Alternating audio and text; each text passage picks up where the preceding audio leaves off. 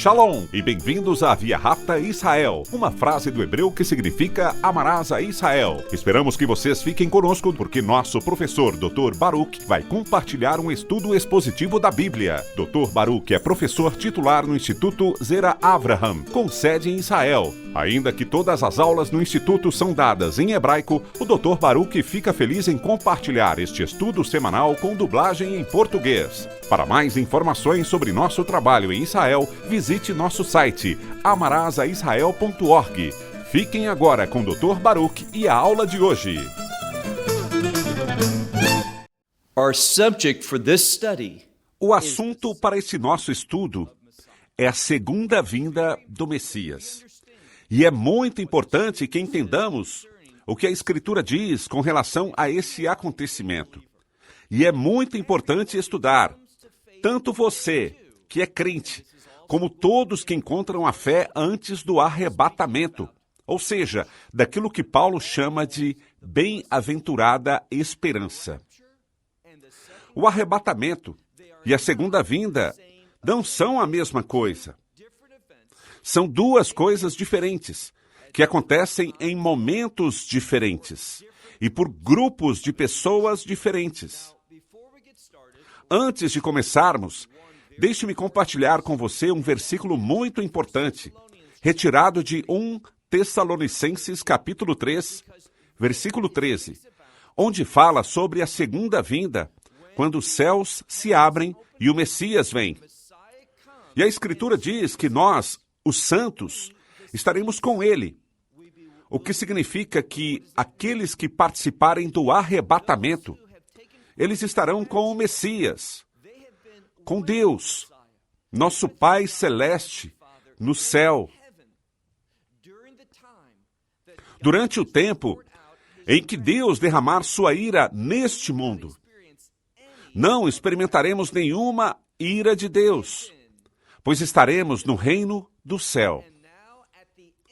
E agora, ao final das 70 semanas de Daniel, os últimos 7 anos, vemos que o Messias está retornando e que ele vai fazer duas coisas. Primeiro, ele vai julgar os inimigos de Israel, aqueles que estiverem contra os propósitos de Deus. E a primeira coisa que ele vai fazer é julgar e derramar a ira de Deus. E em segundo lugar, ele vai libertar Israel, 1/3 do povo judeu. Agora, precisamos lembrar sobre o que já falamos antes, que haverá um tempo de grande perseguição sobre o qual Jeremias falou, que será como um tempo da angústia de Jacó. E sabemos que durante esse tempo difícil, que está em Daniel capítulo 12, versículo 1, será o tempo mais difícil que já houve para o povo judeu. Durante esse tempo, 2/3 da população judaica no mundo será morta. E a grande maioria deles, aqueles que ainda não aceitaram a fé, eles estarão sem esperança para a eternidade. Mas Deus é fiel, e a Escritura é enfática sobre isso. Ele vai fazer com que 1/3 de judeus atravesse esse tempo. E quando eles virem os céus se abrindo, quando eles virem aquele que foi trespassado com suas feridas nas palmas, no lado, no seu tornozelo, quando eles virem isso, eles vão reconhecer quem ele é, que é Yeshua, Jesus Cristo. E eles vão aceitá-lo, assim como aconteceu com Tomé. Quando Tomé viu aquelas mesmas marcas, ele as tocou. E o que ele disse? Eis meu Senhor e meu Deus. E eles acreditarão. Então, lembre-se de duas coisas. O Messias está voltando pela segunda vez.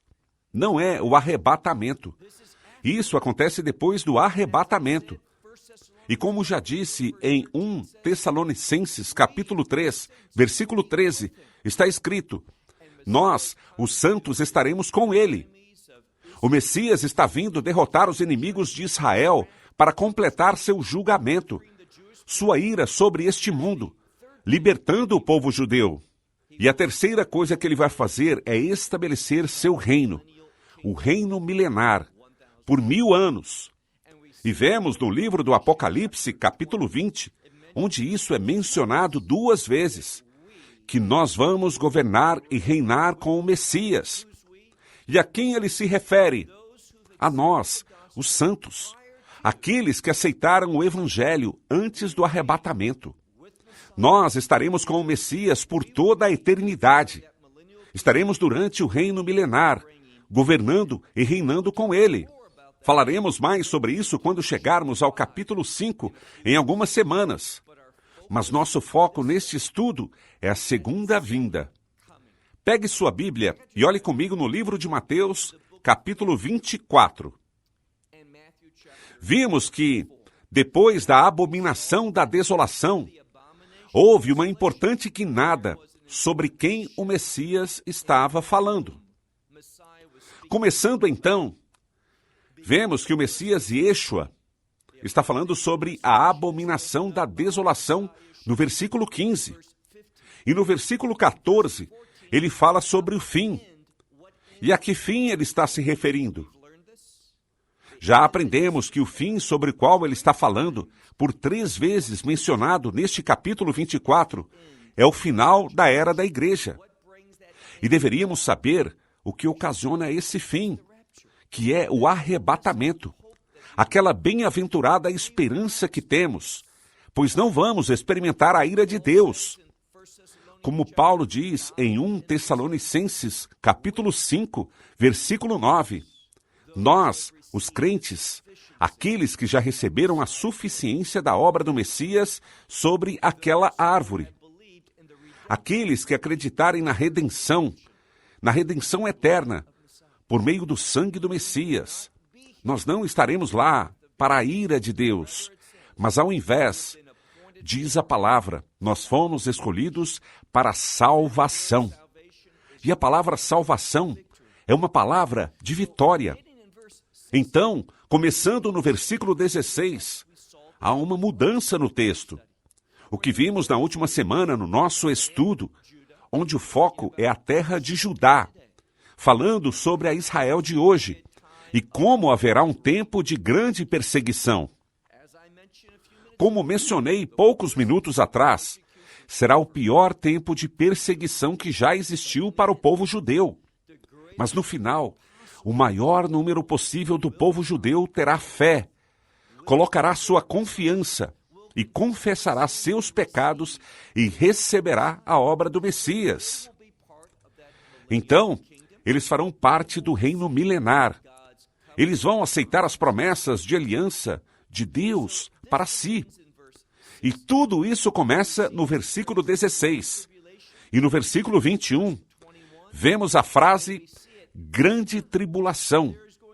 Sabemos que desta vez haverá, como já mencionei, uma horrível perseguição. E este foi o último versículo que vimos semana passada. Se Deus, este Deus que é amor, que é misericordioso, que é compassivo, diz o versículo 21, se Deus não diminuísse aqueles dias, e Ele vai fazer isso, nenhuma carne sobreviveria. Mas Ele vai diminuir esses dias de forma sobrenatural. E ao fazer assim, no meio disso, o povo judeu vai querer pensar sobre a promessa do Messias, seu Redentor, seu Libertador. E com isso em mente, começamos este estudo. Então, olhe comigo no versículo 23, Mateus 24, versículo 23, onde está escrito: então, se lhe disserem, eis aqui o Messias, ou ali, ou seja, em outro lugar, ele nos exige, não acreditem. Por que ele diz isso? A razão é a segunda vinda do Messias, o que veremos daqui a pouco, que será um acontecimento muito trágico. Não será limitado a um único lugar. Não vai depender de você estar em algum lugar específico. Se você for parte da nação de Israel e não crente, não é um lugar em específico, mas ao invés, veremos que a segunda vinda, quando o Messias virá para completar o julgamento de Deus sobre este mundo, quando ele virá para libertar Israel, quando ele virá para estabelecer o reino milenar, esse será um acontecimento muito trágico, o que em hebraico é Irua Bolet, ou seja, um acontecimento muito trágico. E iremos ver exatamente o que é isso. Então lemos que, naquele tempo, quando o povo judeu estiver pensando sobre o Messias, por causa de seu sofrimento, de suas dificuldades, está escrito, se alguém disser a você, eis aqui o Messias, ele diz, ou ali, é a mesma palavra, aqui, mas a tradução da expressão é aqui ou ali. Não acredite para. Olhe no versículo 24. Agora, o inimigo usa de tudo para atingir seu propósito. E quando o povo judeu estará pensando sobre o Messias, o inimigo vai começar, como sempre faz, a contar mentiras e falsidades e a decepcionar. E por isso, olhe no versículo 24, pois surgirão. Veja, alguém está causando isso, fazendo com que surjam falsos messias e falsos profetas. É o inimigo. Ele vai usar este tempo de desespero, este tempo de medo que será colocado sobre o povo judeu por causa deste tempo mais intenso de perseguição. Ele vai tentar fazer o que ele sempre faz, que é levar as pessoas à decepção e desviá-los. Então, precisamente nesta hora, ele diz, pois surgirão falsos messias e falsos profetas. E o que eles vão fazer? Eles darão grandes sinais e maravilhas, de forma a enganar. Esse é o propósito. Agora, precisamos pausar por um momento e entender algo. Você se lembra do versículo 5, que é um versículo importante, onde o Messias está falando principalmente aos discípulos? Ele avisa, pois todo esse tempo, da 70ª semana de Daniel, é um tempo de falsidade, decepção, mentiras. Por quê? Porque durante estes últimos 7 anos finais, durante a 70ª semana de Daniel, será o anticristo, seu império, que estará governando. E seu império é um império de blasfêmias, de decepção e falsidade. E lembre-se do que ele diz, muitos virão em meu nome. Quem está falando? Yeshua. Então, eles virão em seu nome e dirão que ele, se referindo a Yeshua, é o Messias. E você diz, ok, isso é bom, ele é o Messias. Mas aqui que está o problema. Eles dirão, somos crentes, mas não são. E eles dirão, ele é o Messias. Isso é bom. Mas ao confessar falsamente nele, ao dizer que eles acreditam nele, eles vão dar falsidade, eles vão dar heresia, eles serão um instrumento de engano, e eles irão desviar a muitos, pois serão enganadores. Mas no versículo 5, eles estão dizendo que Yeshua, Jesus, é o Messias. Mas quando chegamos ao versículo 24, aqui diz que haverá muitas pessoas que se autoproclamarão como sendo o Messias, que eles são Cristo, mas eles são falsos. E é por isso que está escrito, então surgirão muitos falsos cristos e falsos profetas, e eles farão exatamente o que lemos em Apocalipse capítulo 13, durante este tempo de governo do anticristo, durante o tempo que ele vai querer que as pessoas tenham aquela marca da besta, que é uma declaração de absoluta lealdade para esse anticristo e seu império. Sabe, tem havido muita confusão, muitas declarações ridículas, totalmente incorretas com relação à marca da besta, com relação à vacinação contra o coronavírus e similares. Então, aprenda algo. A marca da besta é uma declaração. E quando você a receber, Deus me livre, claro que nós, como crentes, não a receberemos. Mas aqueles que a receberem, eles terão que declarar absoluta fidelidade, total lealdade ao anticristo e seu império. É assim que alguém terá a marca da besta. Não por confusão, não simplesmente assim. Bem, eu quero poder fazer isso, então vou tomar esta vacina, vou fazer isso. Precisamos ser muito maduros aqui. Pare de se deixar conduzir erroneamente. A marca da besta é uma marca. E lembre-se que aquilo que o anticristo vai fazer é falsificação. Entretanto, se você fizer bons estudos, como por exemplo em Deuteronômio capítulo 6 ou Deuteronômio capítulo 11, também em Êxodo 13, onde vemos mencionada 2 vezes e onde vemos o que é conhecido como teflim, em hebraico em flecteres, que vem do grego filactérios em português, que fala dessas pequenas caixinhas que contêm passagens da Escritura, que a pessoa liga no seu antebraço ou então na sua testa. Estes são os mesmos lugares onde será colocada a marca da besta. O que precisamos entender é que as pessoas são desafiadas. E então, quem você vai seguir? A que você vai se submeter? Você vai fazer o trabalho no braço, que é sinônimo, de acordo com a Bíblia, com obras, força, esforço, ação, e na testa, que é sinônimo de pensamento?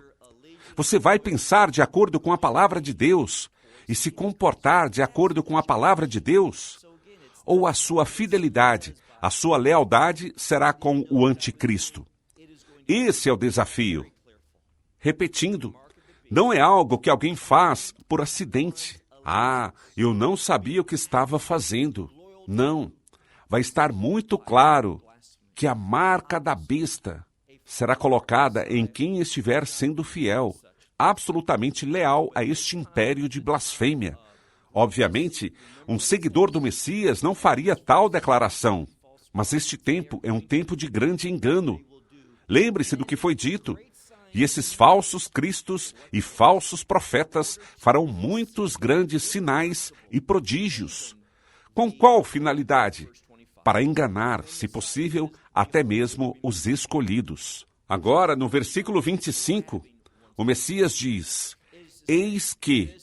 E lembre-se dessa palavra que é usada quando se quer ter a atenção de alguém, quando se quer dizer que algo significativo vai acontecer em seguida.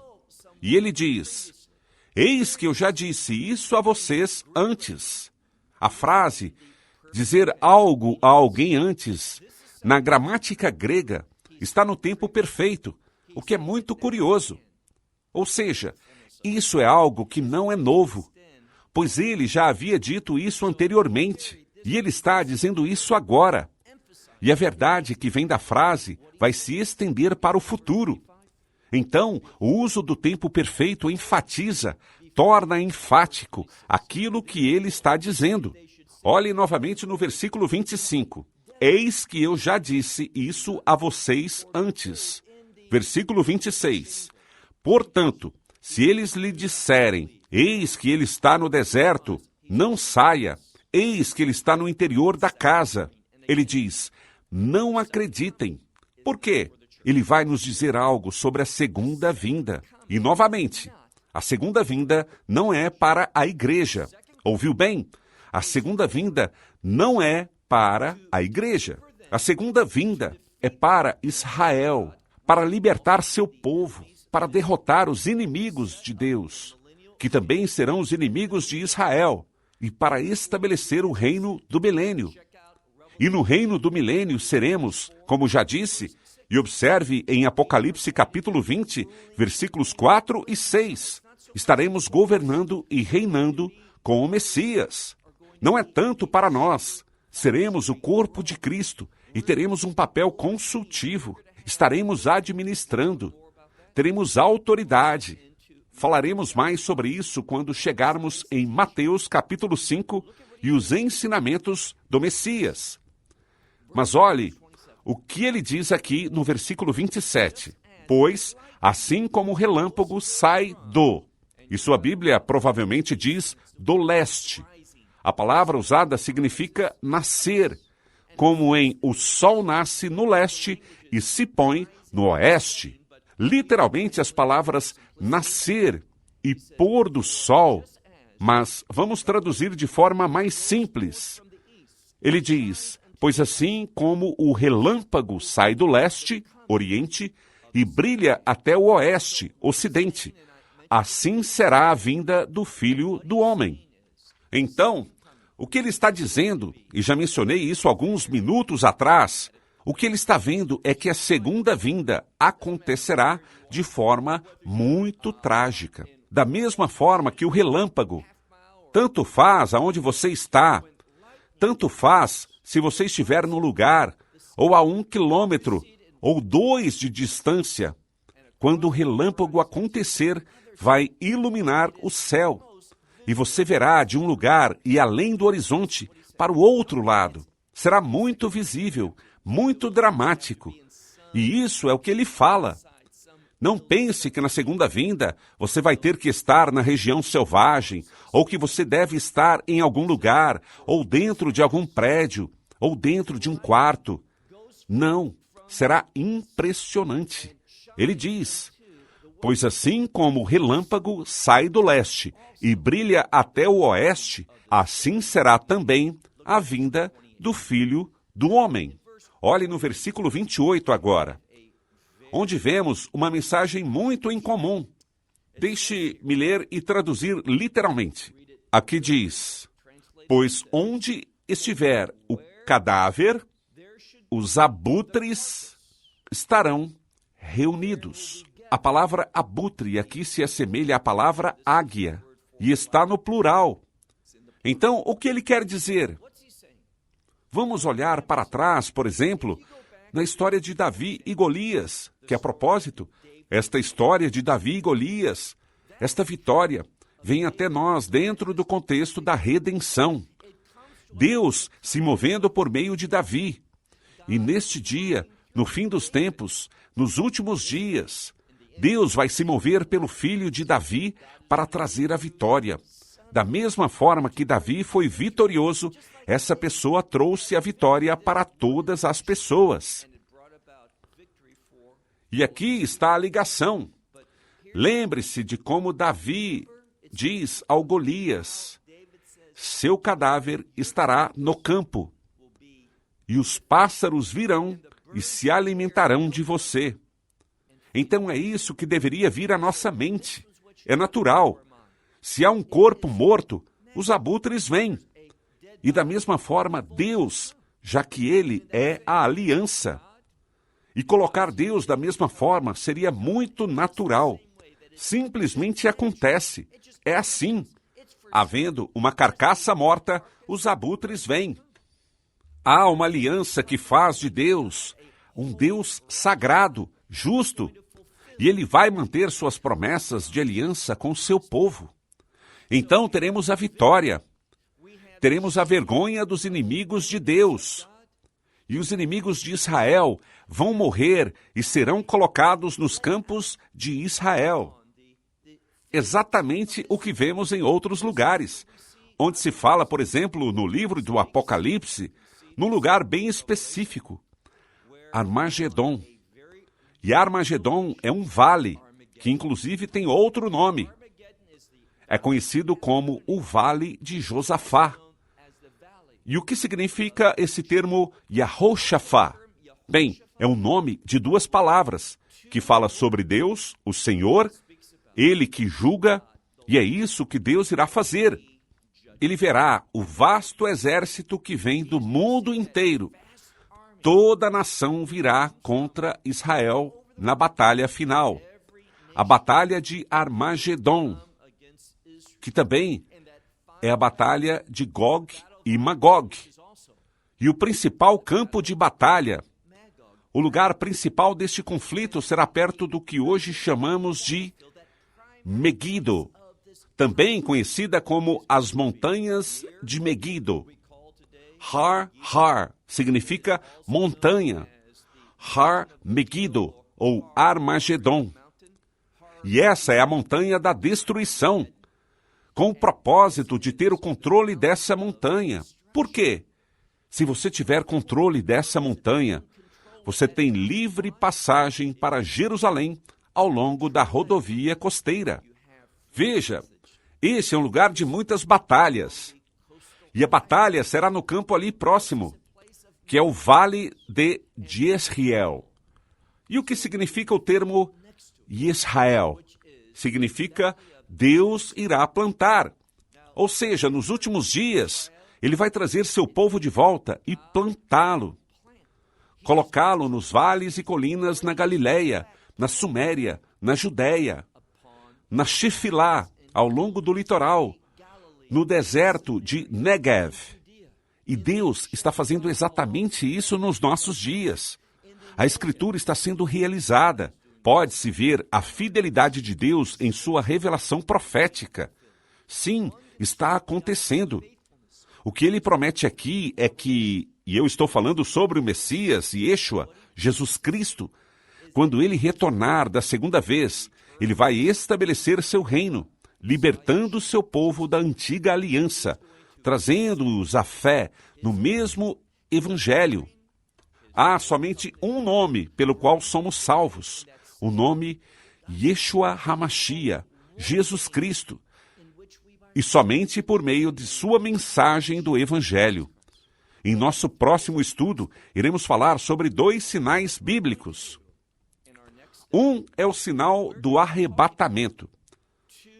E o outro, embora seja semelhante, tem uma diferença muito importante. E este é o sinal para a segunda vinda. 2 sinais diferentes. Por quê? Porque o arrebatamento e a segunda vinda são 2 acontecimentos diferentes. Então, se você não sabe o que são esses 2 sinais diferentes, leremos sobre eles na Escritura. Então, você vai querer se juntar a nós na próxima vez, por ser este um estudo importante com relação à fidelidade de Deus. Então, até lá. Que Deus te abençoe ricamente. Shalom, desde Israel. Shalom from Israel. Esperamos que você tenha desfrutado da aula de hoje e que possa compartilhá-la com outros. Te convidamos a participar e nos acompanhar a cada semana, a esta hora e por este canal, em mais um episódio de Amarás a Israel. Para mais informações em português, visite amarasaisrael.org, onde encontrará muitos outros estudos realizados pelo Dr. Baruch. Até a próxima semana. Que Deus, nosso Messias e Yeshua, nosso Senhor Jesus Cristo, te abençoe durante a sua caminhada com Ele. Shalom, desde Israel.